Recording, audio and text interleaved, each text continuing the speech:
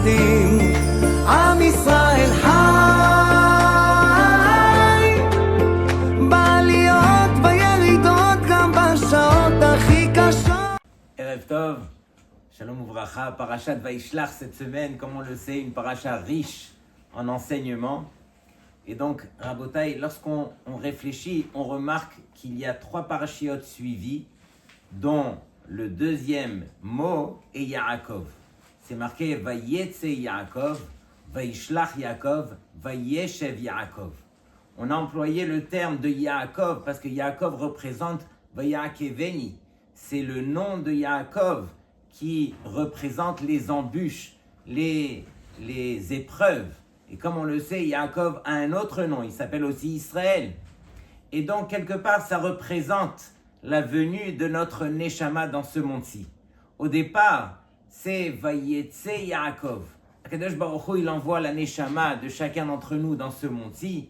Et bien sûr que cette Neshama, elle a tout un parcours à trouver pour essayer de s'en sortir. Elle sait qu'elle devra traverser des difficultés, des épreuves, et combien de choses on devra traverser dans ce monde-ci. Et donc c'est Yaakov qui vient nous montrer un petit peu le pourquoi et le comment est-ce qu'on devra justement s'en sortir. Et Yaakov, combien est-ce qu'il est bien placé pour le faire, puisque lui-même, c'est une fois qu'il a reçu les brachot de son père Yitzhak, qu'à partir de là, combien d'embûches, combien d'épreuves il a subi. Donc ça, c'était le Vayetse Yaakov. Ensuite, on arrive à Vaishlach, où Akadosh Baruch Hu, il a envoyé cette Neshama sur terre pour accomplir un tikkun, pour accomplir un but. Et malheureusement, alors très souvent, lorsqu'on arrive sur terre, on se laisse oublier par tous les plaisirs de ce monde-ci. Combien ce monde nous fait oublier le pourquoi on est venu sur terre. C'est pourquoi on se doit de se rappeler notre shlichut, Vaishlach. En tant que shlichut, en tant que mission, on est venu accomplir quelque chose. Si on se laisse détourner par tout ce qu'on retrouve dans ce monde-ci, on va complètement s'oublier, la vie va passer et on n'aura pas accompli chas v'shalom notre tikkun. C'est pourquoi on se rappelle ce Vaishlach. Et une fois qu'on a accompli le Vaishlach, alors on peut enfin profiter de Vayeshev Yaakov. On pourra s'asseoir et profiter de tout ce qu'on a récolté, des efforts qu'on a surmontés au travers de notre vie. Ou enfin, on pourra s'asseoir et étudier convenablement, comprendre la vie de la bonne façon et servir Hachem comme il se doit. Malheureusement, c'est ça ce qu'on doit apprendre à faire. Apprendre à être heureux sur terre, apprendre à vivre au présent et remercier Hachem au présent et ne pas se soucier constamment du futur. Bien sûr qu'on prie tous les jours, on prie pour que demain soit meilleur qu'aujourd'hui. Mais déjà qu'aujourd'hui, qu'on puisse apprécier ce que Akadosh Baruch Hu nous a accordé. Et donc, enfin, on peut commencer la paracha. On voit que Yaakov Avinu, il va enfin se confronter à qui ? À nul autre que son frère Esav. Après combien d'années, Rabotai ? Alors, comme on le sait, il a quitté la maison de ses parents à l'âge de 63 ans pour aller se marier. On l'a dérobé de tout, Eliphaz, et il a fait un détour de 14 ans chez Shem ve'Ever, et ensuite il va chez Lavan, où là il reste pendant 20 ans. Après 34 ans, il y en a qui disent 36 ans, puisqu'il y a eu 2 ans entre les deux, alors il rencontre enfin son frère Esav. Et on peut imaginer que c'est une rencontre qui fait peur à Yaakov. Pourquoi ? Parce que d'une part, Esav, alors il a quelques mérites que Yaakov n'a pas. Il a pu habiter en Eretz Israël, il a pu rester auprès de ses parents où il a pu faire Kibbout Avaim, chose que Yaakov n'a pas pu faire pendant toutes ces années. Et donc, c'est là que la Torah nous dit que Vayira Yaakov Vayetzerlo. Yaakov Avinu, il a eu peur. Et de quoi il a eu peur ? Il a eu peur justement de ne pas être à la hauteur des brachot que Akadosh Baruch Hu lui avait promis. C'est vrai que Hachem nous promet, mais peut-être qu'avec le temps, on a perdu ses mérites. Mais Yaakov Avinu, lui, il vit selon le Emet. Et donc, Yaakov Avinu, il a peur quelque part. Et là, il va envoyer à Esav, il va lui envoyer des malachim. et Rashi de nous dire Malachim Mamash. Il s'agit de vrais Malachim, de vrais envoyés, c'est-à-dire de vrais anges. Et quel est le rapport? C'est que ici, lorsqu'on dit Mamash, alors ce sont les Malachim que Yaakov a créés par ses mitzvot. Mamash, ce sont le notricon des mots Malachim Mimaase She'asa. Sous-entendu que ce sont les Ma'asim qu'il a gardés dans la maison de Lavan où c'était des plus difficiles. C'est là qu'il a envoyé ses vrais Malachim auprès de Esav pour lui dire « Calme-toi Esav, moi aussi j'arrive avec certains mérites et voici les mérites qui m'accompagnent. » Mais encore une fois, Yaakov Avinu, alors bien sûr, il se retourne vers Hachem et Yaakov, comme on le sait, il ne peut que prier. Et donc Yaakov, qu'est-ce qu'il demande à Hachem? Hatzilenina miyad achi miyad Esav.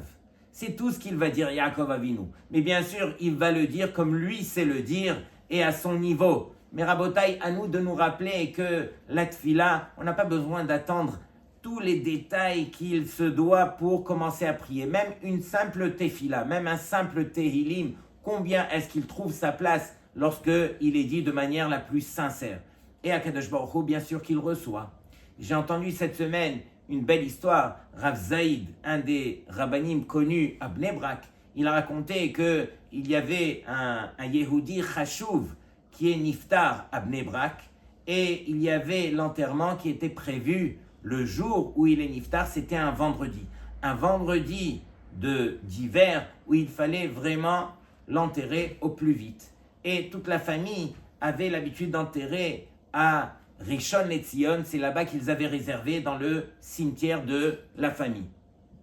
Et donc, tout le monde a pris la voiture et tout le monde partait pour aller vers l'enterrement de ce père. Il avait bien sûr laissé une grande famille. Et donc, ils ont été, mais voici qu'une des filles, elle a mis donc l'adresse du Bet Akvarot, du cimetière, mais le Waze les a emmenés vers un autre Bet Akvarot et ils sont partis à Choulon au lieu d'aller à Rishon LeZion. Et donc ils arrivent au cimetière, eux n'avaient pas réalisé qu'ils s'étaient trompés et donc ils sont arrivés là-bas et ils ne trouvent personne. Ils téléphonent et ils ont réalisé qu'ils étaient à Choulon et non pas à Rishon LeZion. Ils commencent à demander la route à une première personne.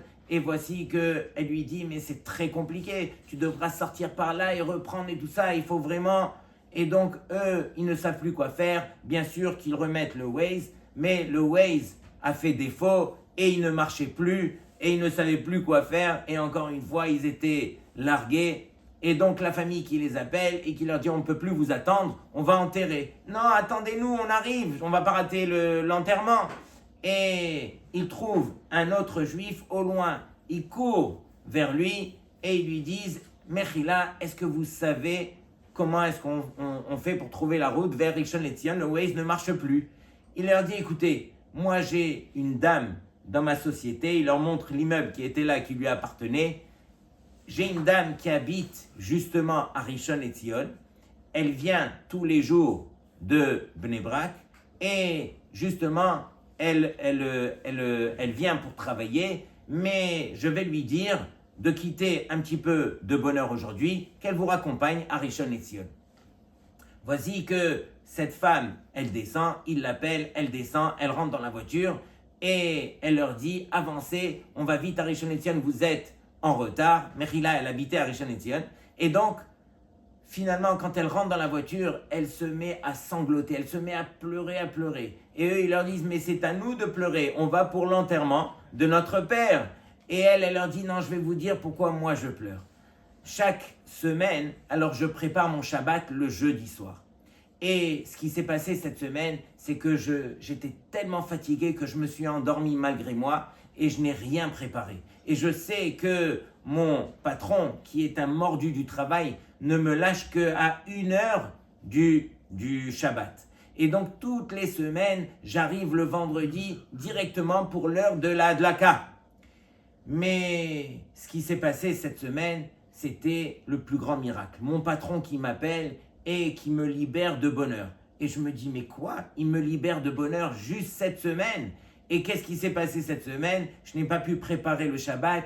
J'ai essayé de préparer quelques petites choses le matin et à peine si j'ai réussi. Et j'ai largué mon mari avec mes enfants et je pleurais cette matinée au travail. Et voici que vous êtes arrivés, vous, et que j'ai pu rentrer dans la voiture. Elle a pu, bien sûr, les diriger. Elle a pu arriver chez elle, préparer son Shabbat et tout. Rabotai, regardez ce que cette femme, elle a réussi à faire grâce à cette fille-là qu'elle a fait le matin en quittant la maison. Qu'est-ce qu'elle a dit, cette femme? Elle a dit, Hachem Yitbarach, chaque semaine, alors je prépare ton Shabbat et cette semaine, je n'ai pas eu le temps. S'il te plaît, aide-moi. Elle est partie à son travail et regardez combien Akadosh Baruch Hu, il a fait pour sauver cette femme. Qu'est-ce qu'il a fait? Il a fait en sorte que le Waze les a emmenés à Choulon et non pas à Rishon LeZion. Il a fait en sorte que le Waze s'est arrêté. Ils ont rencontré une première personne qui les a découragés. Ils ont rencontré le patron de cette femme qui l'a libérée. Et en fin de compte, tout ça grâce à une tefila qu'elle a fait le matin et qui lui a permis d'y arriver. Hatzilenina miyad achi miyad Esav. Et donc ici, on voit que Yaakov Avinu, il avertit Esav. Il lui dit, écoute, j'ai gardé Vetariag mitzvot shamarti. Et donc, j'ai gardé les mitzvot pendant que j'étais chez Lavan. Et il lui dit, Vaihili shor vahamor, voici tous mes biens. Et donc, quelque part, Esav pourrait dire à Yaakov, mais je ne comprends pas. On s'est séparés. Ce monde-ci, Olam Hazé, m'appartient à moi, Esav. Et Olam Haba, c'est uniquement le Olam Haba qui t'appartient à toi, Yaakov. Et donc, comment se fait-il que tu arrives vers moi avec autant de biens, autant de richesses de ce Olam Hazé? De là, Yaakov, de lui dire, c'est vrai, Olam Hazé t'appartient à toi, Esav. Mais il faut savoir que Olam Hazé appartient à celui qui va sauver ce Olam Hazé. Qui veut dire que Yaakov Avinu, il est venu sur terre, bien sûr, pour étudier la Torah. Celui qui étudie la Torah, alors Akadosh Baruch Hu, il dit, alors ça vaut la peine de ne pas détruire ce monde. Ce monde ne retournera pas à Tohu Vavohu grâce à celui qui étudie Torah. Et pour celui qui étudie Torah, alors on lui accorde et la bracha du Olam Hazé pour qu'il lui permette de continuer, et la bracha du Olam Haba. Et donc quelque part, Yaakov Avinu, il vient justifier les biens qu'il a de ce Olam Hazé, qui n'est pas un but en soi, qui est un moyen qu'Akadosh Baruch Hu lui a accordé justement parce que lui a pris cette responsabilité d'étudier pour sauver ce monde-ci. Et donc, encore une fois, alors on arrive à cette rencontre. C'est pas n'importe laquelle, Rabotai, c'est une rencontre qui est spéciale entre les forces du bien et les forces du mal. On voit dans la paracha que Yaakov Avinu, alors, il arrive enfin vers Esav. Et lorsqu'il arrive vers Esav, la Torah nous raconte que la veille, il s'est battu justement avec Sarosh el Esav, avec le Samermem, avec l'ange de la mort, avec le Yetzer Hara, et on sait que Yaakov Avinu a surmonté la guerre. Une fois qu'on surmonte la guerre sur terre contre les Malachim, contre le Malach, alors on peut enfin rencontrer Esav et les choses vont se passer comme on va le voir tout de suite. Donc on voit que Yaakov Avinu, d'une part, il s'est préparé par la tfila. Il a bien sûr préparé des cadeaux pour arriver devant Esav, et on va les citer. Et bien sûr qu'il a séparé son camp en deux, justement parce qu'il avait une stratégie de milchama, de guerre, si finalement, alors Esav allait faire la guerre. Mais en fin de compte, alors Yaakov Avinu, il arrive devant Esav avec en cadeau 550 bêtes, des animaux. Imaginez un troupeau pareil qui était chargé, mais de combien? De bergers, de chiens, de généraux qui allaient garder donc ces 550 bêtes. À part ça, il vient avec Mincha Beyado, il vient avec ce que la main peut porter, qui est des pierres précieuses et de l'argent. Et il arrive avec beaucoup de cadeaux devant enfin Esav. Mais voici que lorsqu'il arrive devant Esav, c'est marqué Vaïssa Yaakov Enav, Vayar Veine Esav Ba Veimo Arba Meot Ish. Et donc, il voit que Esav vient à sa rencontre avec 400 hommes. Et ce n'est pas n'importe lesquels, c'est tous des généraux. Et on ne peut imaginer quelle était la force de ces 400 hommes qui étaient venus après toutes ces années où Esav, il ruminait dans sa tête. J'attends que mon père, il disparaisse pour après aller me venger contre mon frère Yaakov. Et une fois que il voit ces 400 hommes arriver, donc c'est marqué Vayachatz et hayeladim al Léa ve'al Rachel ve'achete hashefachot. Et donc, il a séparé le camp en deux.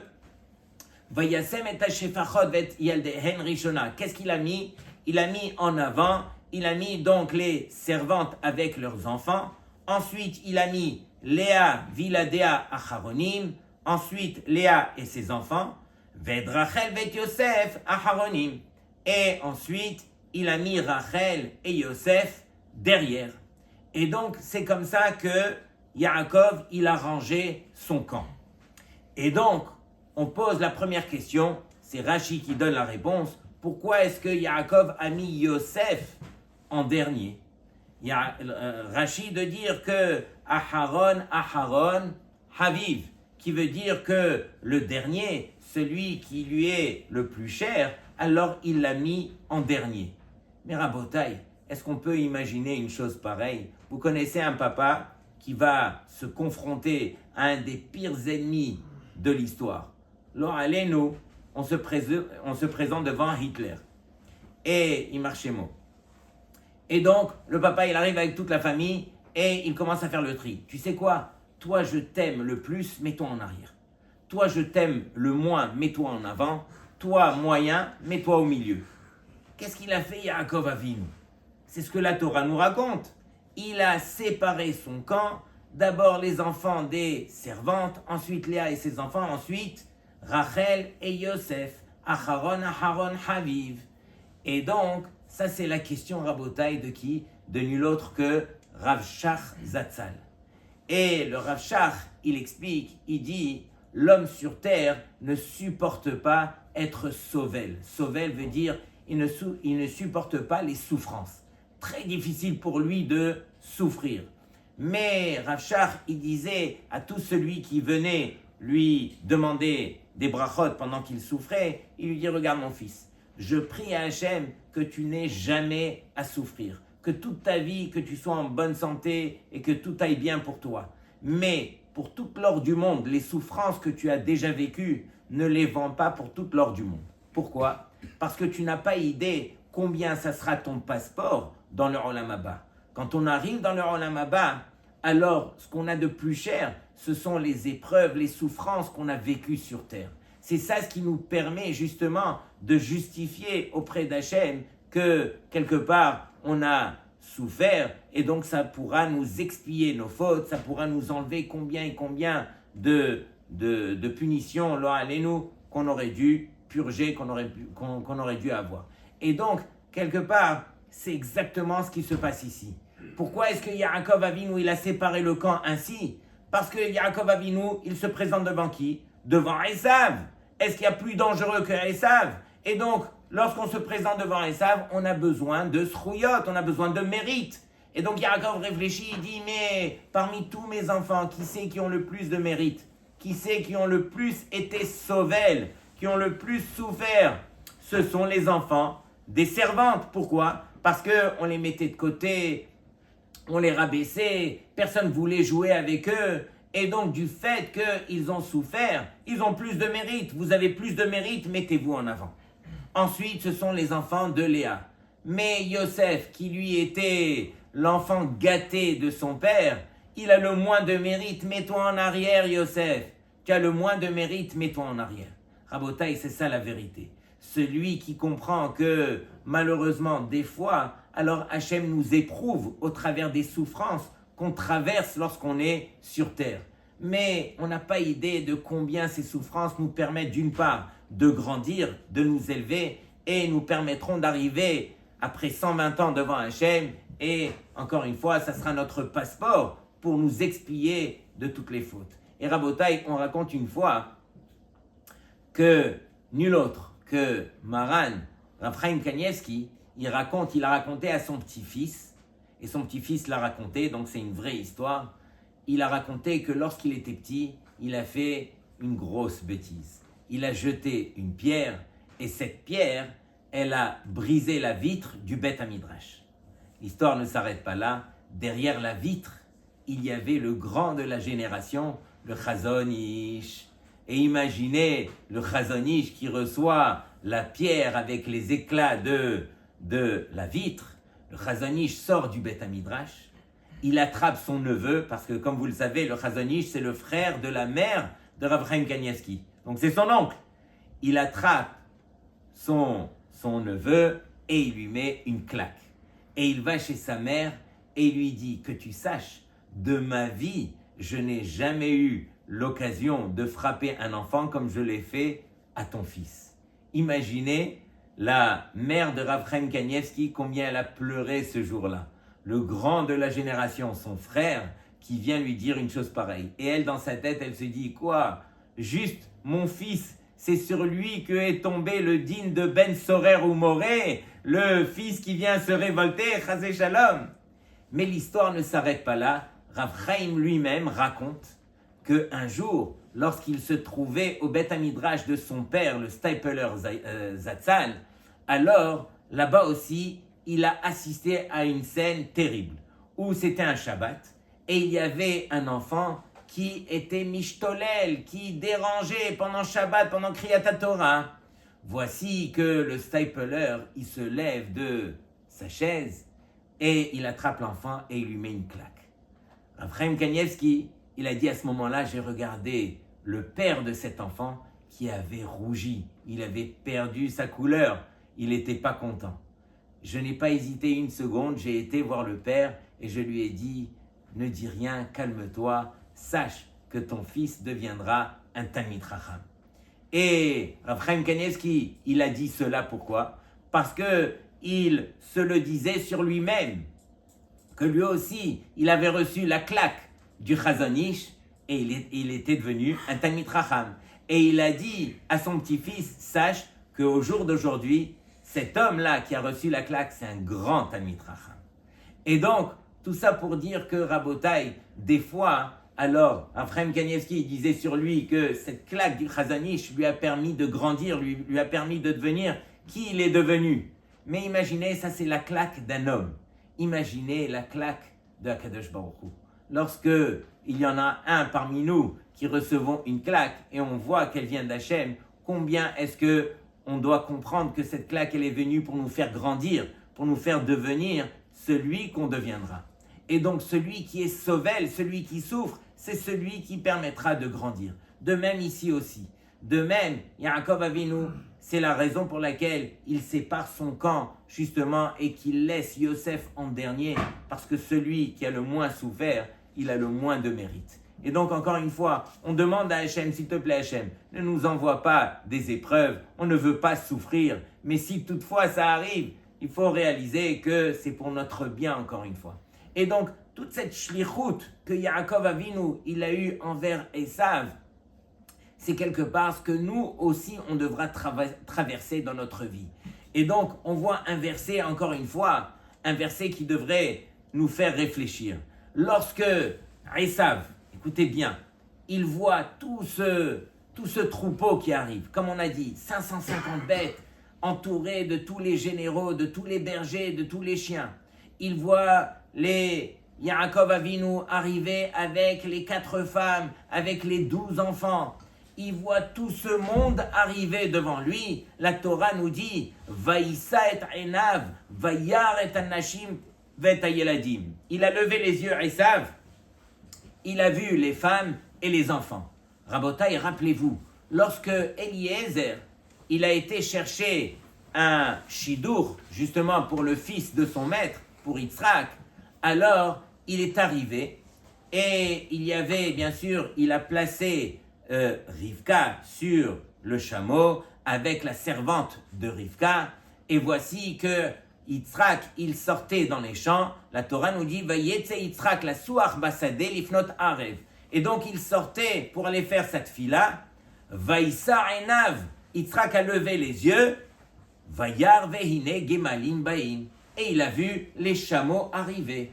Rabotai, à ce moment-là, il aurait pu voir autre chose. Il y avait Rivka, il y avait les servantes, il y avait de quoi voir. Qu'est-ce que Yitzhak il a vu? Vayar et Agemalim. Pendant que Esav, avec tout ce qui se passait devant lui, tout le troupeau qu'on a cité, Vayar et Nashim. Qu'est-ce qu'il a vu Esav? La seule chose qu'il a trouvé à voir, c'était les femmes. Rabotai, on ne voit que ce qu'on a envie de voir. Akadosh Baruch Hu, il nous dit, garde tes yeux de la bonne façon. Apprends à voir ce qu'il faut voir. Mais tes yeux ne verront que ce que ta tête, elle a envie de voir. Et donc, c'est à nous de réaliser encore une fois qu'on a un chinour, qu'on a de l'éducation à avoir autour de nos yeux. On ne pourra pas se laisser emporter comme ça et se dire « Ok, je vais faire attention ». Non, c'est un travail à faire au quotidien pour apprendre à se maîtriser et à permettre à nos yeux de voir ce qu'on a le droit de voir. Et c'est ce qui nous permettra après 120 ans de pouvoir goûter un petit peu à la Shekhinah. Celui qui a préservé ses yeux dans ce monde-ci, alors on lui permettra de voir dans le monde futur. Mais comme vous le savez, Rabotai, combien d'histoires on a entendues sur Baba Saleh par exemple, qui lui voyait dans ce monde-ci, il voyait des choses que personne ne pouvait voir. Tellement qu'il avait sanctifié ses yeux que l'œil matériel n'a la possibilité de voir que ce qu'il y a devant nous. Mais l'œil, lorsqu'il devient spirituel, lorsqu'on l'a sanctifié, alors cet œil permet de voir d'un bout du monde à l'autre. C'est ça la différence. Et donc, c'est ce qu'on voit ici. Vaïssa et Ena, Vayar et Nashim. C'est tout ce qu'il a trouvé à voir Esav. Mais ce qui est le plus important à Botaï, encore une fois, c'est que lorsque il y a eu la rencontre, lorsque Yaakov est arrivé devant Esav, ça y est, on sentait avec les 400 généraux, on sentait qu'il y aurait la guerre, du sang, on veut voir mais on voit que directement ils se sont embrassés et la Torah, Rashi nous dit Kan hodalo babrachot. Ici, Esav, il était d'accord sur les brachot que Yaakov lui avait quelque part volé auparavant. C'est ici, lorsqu'ils se sont rencontrés, que Esav il lui a dit, tu sais quoi, les brachot, elles t'appartiennent. Mais Esav, on ne comprend rien là, qu'est-ce qui se passe? Tu t'es préparé pendant toutes ces années, tu as ruminé, tu es venu avec 400 hommes armés jusqu'aux dents, et tu arrives pour te confronter à Yaakov, et c'est là que tu viens pour l'embrasser. Elle est où la guerre? Qu'est-ce qui s'est passé? Et donc Rabotai, comme on a expliqué, c'est que Rashi nous cite le Midrash, que la veille, Yaakov Avinu, alors il s'est battu avec les forces spirituelles de Esav, le Malach. Et donc, à partir de là, pendant qu'il faisait la guerre, alors on voit qu'il y avait des groupes d'anges qui venaient chez Esav pour le battre, pour le frapper pendant toute la nuit. Pendant que Yaakov se battait avec l'ange de Esav, voici qu'il y avait des anges qui étaient envoyés par Yaakov pour frapper Esav. Et lorsque Esav, il a reçu des coups pendant toute la nuit et qu'il a vu Yaakov arriver devant lui, il a dit ça y est. Kan hodalo babrachot, c'est ici qu'il lui était d'accord avec les brachot. Sous-entendu que toute la force, toute la guerre, elle se passe quoi? Au niveau spirituel. Quand on gagne au niveau spirituel, alors automatiquement, nos ennemis qui sont là devant nous au niveau matériel, ils disparaissent. Et donc c'est ça, Rabotai, notre shlichut. Vaishlach Yaakov, tant qu'on est sur terre, alors on a cette shlichut que Hachem nous a envoyé de faire, qui est de surmonter les épreuves, de se battre justement avec notre Yetzer Hara et de surmonter cela. Mais aussitôt qu'on l'aura surmonté, Rabotai, on n'a pas idée combien de brachot nous attendent. Shabbat Shalom לכולכם. אתה הקדוש ברוך הוא שומר עלינו, אז מי יכול עלינו?